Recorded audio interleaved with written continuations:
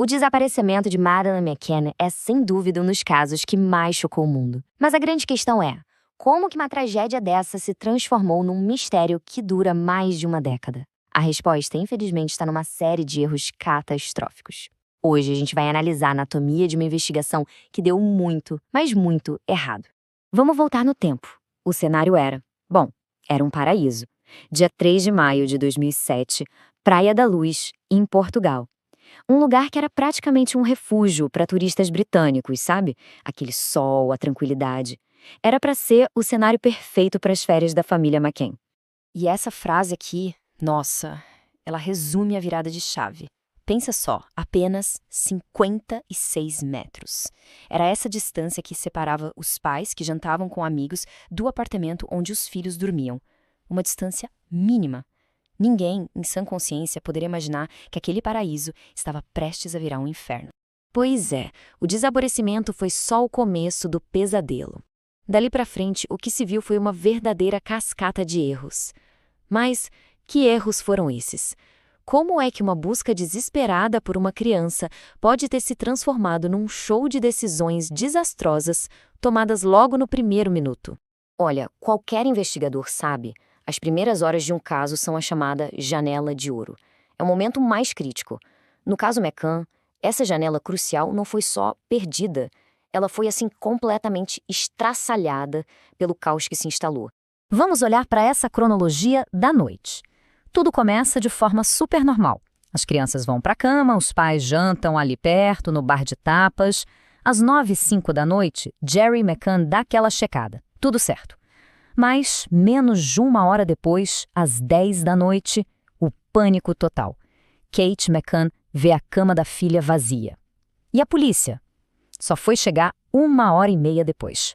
E é aqui que começa o que parece ser um manual de como não se deve agir. Primeiro, a demora de 90 minutos para chegar. Segundo, e isso é básico, a cena do crime nunca foi isolada. Dezenas de pessoas entraram e saíram do apartamento, contaminando tudo. E talvez o mais grave, o alerta nas fronteiras, nos aeroportos, só foi disparado 48 horas depois. 2 dias inteiros de vantagem para um possível sequestrador. Sem provas, sem cena do crime preservada, a investigação ficou completamente perdida. E aí, em vez de procurar por um sequestrador, a polícia portuguesa, liderada na época por Gonçalo Amaral, fez algo que até hoje é difícil de entender.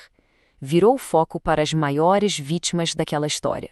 Os próprios pais de Madeleine. Esse comparativo aqui mostra o abismo que se criou. De um lado, a versão dos pais, que falava de um sequestro e era até apoiada por uma testemunha. Do outro lado, a teoria da polícia, morte acidental. A base para isso, alguns vestígios de DNA super frágeis, achados num carro que a família alugou 25 dias depois do sumiço. De repente, os pais em luto viraram os principais suspeitos. E essa caça por culpados não parou nos pais, não. Robert Morat, um britânico que morava ali perto e que só se ofereceu para ajudar a traduzir as conversas, virou suspeito. O mesmo com Sergei Malinka, um programador que tinha feito um site para o Morat. 2 vidas inocentes, simplesmente arrastadas para dentro de um pesadelo. Essa fala do Robert Morat, que depois foi totalmente inocentado e até indenizado, resume a tragédia toda, né? Eu sou inocente, mas e o culpado, quem é? O que aconteceu com a Madeleine? A investigação estava destruindo vidas, mas não chegava nem perto de encontrar as respostas. E como se todos os erros internos já não fossem suficientes, a pressão externa, principalmente da mídia, transformou o caso num verdadeiro circo.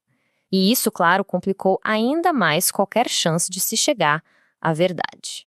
Isso aqui é o retrato perfeito do caos. De um lado, a polícia portuguesa, com foco total nos pais. Do outro, a polícia britânica, batendo de frente com os portugueses.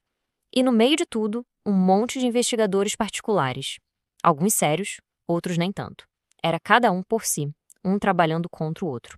Uma receita completa para o desastre. E o custo dessa confusão toda? Bom, foi astronômico. Só o governo britânico gastou mais de 10 milhões de libras. É muito dinheiro, né?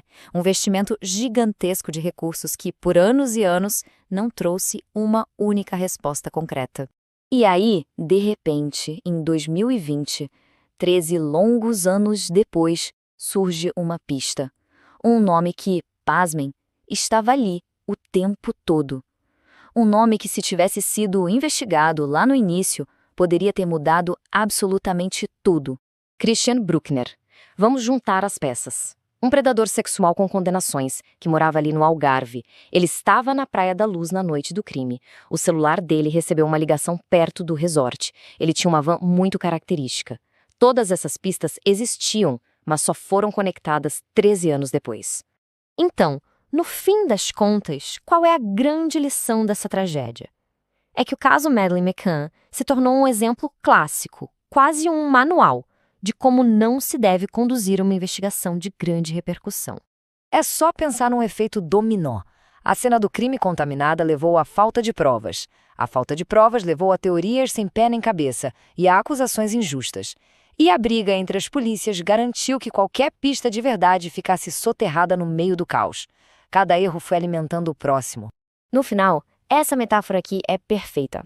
O caso não é um quebra-cabeça que não tem peças. Pelo contrário, é um quebra-cabeça em que as peças foram encaixadas de um jeito mas tão errado desde o comecinho, que a imagem final ficou impossível de se formar. E essa é a questão que fica no ar. Quando a base de uma investigação é tão falha, tão comprometida desde o início, a busca pela justiça pode se tornar uma missão impossível. O que resta é uma família sem respostas e um alerta para o mundo todo sobre as consequências devastadoras de uma investigação que fracassou.